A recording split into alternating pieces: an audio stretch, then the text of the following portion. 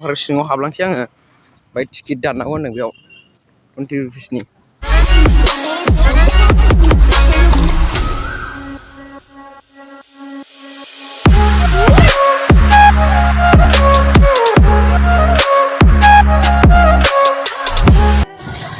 लोगोफोर नोंखौबो आंनि सुदार मोसारि इउटुब चेनेलाव फरायलायबाय आरो आं दिनै गरम खालामनो आरोना माने टाउननिफ्राय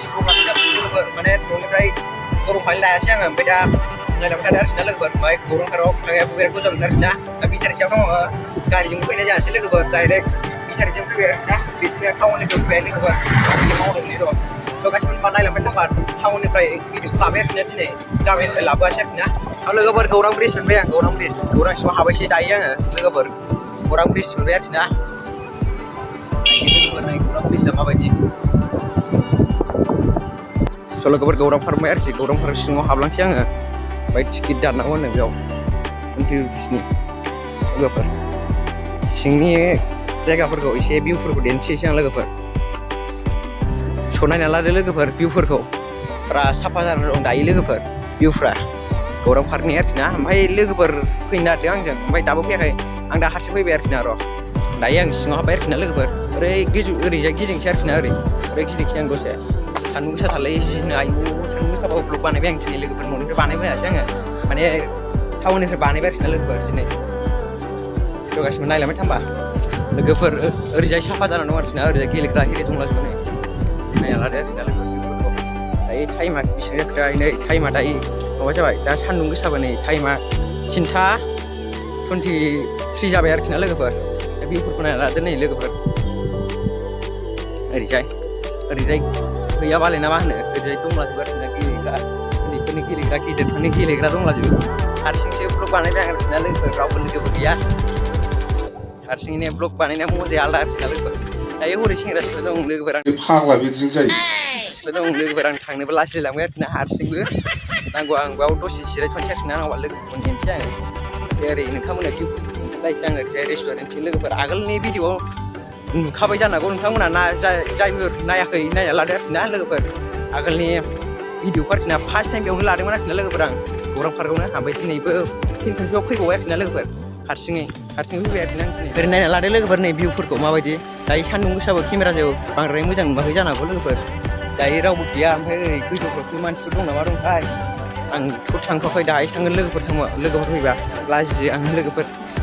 माबा हारसिङैबा लाजियो आरोखि ना लोगोफोर जा सान्दुं गोसा लोगोफोर नै साइकेलाव थाइजौ बिफां दं आरोखि ना गार्डेन सिङाव बेवहाय दसे थाथ'बाय आरोखि ना लोगोफोर बिराद गोलोमजोब्बाय आङो दायो नै गोलोमदैखौ नुवाखै जानांगौ केमेरायाव बांद्राय बिराद गरम आरोखि ना लोगोफोर दा ओरैजाय भिउखौ दिन्थिगोन आं ओरैजाय आरोखि लोगोफोर गोजौथिं दिन्थिगोन आं दायो एसे गिदिंलाबायसै आं ओरैजाय लोगोफोर नोंथांमोनाबो नायलांबाय थादों आंनिबा आंजों दिनै ब्लगा एसे दामाखा जानो हागौ लोगोफोर गोबावनि उनावबो फैबाय आरोखि ना दाख्लैबो लाबोदोंमोन आं मोनसे लोगोफोर ब्लग भिडिअ माने दिब्लायावबो थांनो नागिरदों आरोखि लोगोफोर दिब्लायाव थांगोन आरोखि ना आङो सानथाम सानब्रैयाव थांगोन आरोखि ना लोगोफोर माने दिनैसो ब्लग भिडिअ लाबोफिनलायबाय आरोखि ना लोगोफोर होमबा नायलांबाय था होमबा ओमफ्राय लोगोफोर ओरैजाय माबा आरोखि ना रेस्टुरेन्ट आरोखि ना रेस्टुरेन्ट ओरै नैबे ओरै गारि पार्किं दोनग्रानिफ्राय ओरै फैनांगौ आरोखि ना ओरै साहा दावखोबोनांगौ आरोखि ना लोगोफोर आं दा खोलाहा दावखोगासिनो दं ओरैजाय रेस्टुरेन्ट आगोलनि भिडिअआवबो नुदों जानो हागौ नोंथांमोनहा लोगोफोर स' लोगोफोर रेस्टुरेन्टखौ मोनथियाखै आरोखि ना सासे आबौ आरोखि ना आंनिफ्राय देरसिन माने जोंनि फादारनिफ्राय देरसिन आरोखि ना माने आंनाव रेस्टुरेन्टखौ सोंदों ओमफ्राय खिन्थाहरबाय आं ओरैजाय थां होननानै ओमफ्राय बिदिनो हेल्प खालामलायो आरोखि ना लोगोफोर जायफोर गौरां पार्कआव फैयो आरोखि ना जायफोर फैनानै गौरां पार्कआव जायफोर रेस्टुरेन्टफोरखौ मिथिया खिन्थाना हो आरोखि ना लोगोफोर जाहाथे आन्दायैनि नायलांबाय था होमबा लोगोफोर भिडिअखौ ओरैजाय भिउखौ दिन्थिसै आरोखि ना लोगोफोर माबा ब्लग भिडिअ बानायखायनो एसे भइसआ थाबथादोंलै आरोखि ना लोगोफोर मा बुंनो मा मानो जादों कनफिउस जादों लोगोफोर दायो बिराद सान्दुं गोसाथार लोगोफोर ओरैजाय नायनानै लादो लोगोफोर भिउफोरखौ दालांखौ बै दालांखौहाय नायनानै लादो आरोखि ना ओमफ्राय ओरैजाय गारि पार्किं बैजों फैयो ओरै लामाजों बेजों थांला आं बेजों गरमथार लोगोफोर थाबायला बिराद गोलोमजोब्बाय आं गोजा जाजोब्बाय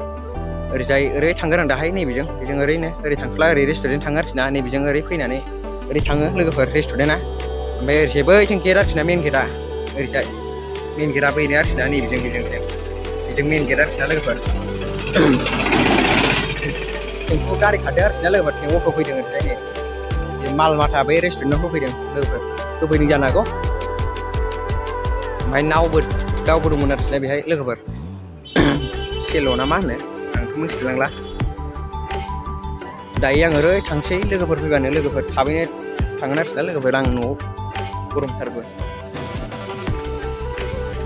लोगोफोर ओरैजाय बिराद मानसि दंलै ओंखायनो भिडिअखौ ओरैजाय लाबोनो हायासै आं दा थांबा खुनुरुखुम लाजोबसै आरोखि ना फुरा मानसिफोर दङ लोगोफोर ओंखायनो लायाखै आरोखि ना भिडिअखौ आङो ओमफ्राय ओरै आंनि लोगोफोर फैबाय नैबेखौ देखायगोन आरोखि ना आं लोगोफोर ओमफ्राय एसे ब्लार बानायबाय आं लोगोफोर ब्लार बानायबासो नङाबा जानाय नङाना सोरबा नुदेरबा रागा जोंगोन ना सोरबा लोगोफोर भिडिअआव ओंखायनो ब्लार बानायबाय आरोखि ना आं भिडिअखौ लोगोफोर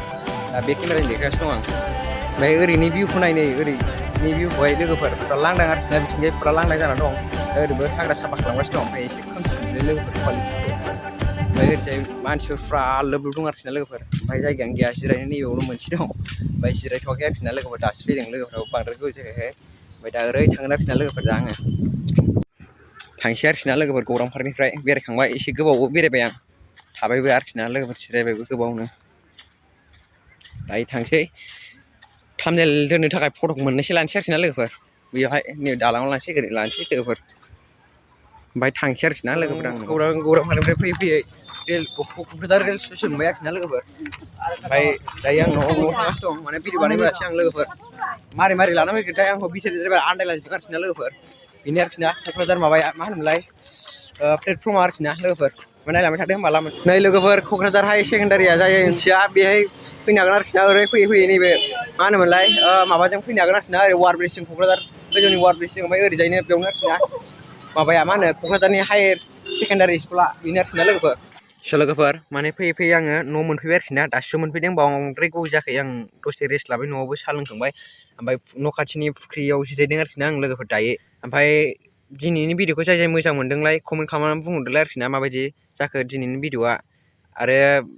मा होनोमोनलाय सोर सोर भिडिअखौ मोजां मोनखो शेयार खालामना होदो ओमफ्राय मा होनोमोनलाय बिदिनो शेयार खालामना होदो आरोखि ना लोगोफोर लोगोजों लोगो शेयार खालामलायदो आरो चेनेलखौबो आरो साबस्क्राइब खालामना होदो आरोखि ना रायलायनायाबो एसे जालायलांला आंना थाबथालायलांबाय लोगोफोर स' लोगोफोर मा बुंनो दिनैनि भिडिअआ एसेनोसै नेक्स्ट भिडिअआव लोगो मोनगोन थाबैनो बाय बाय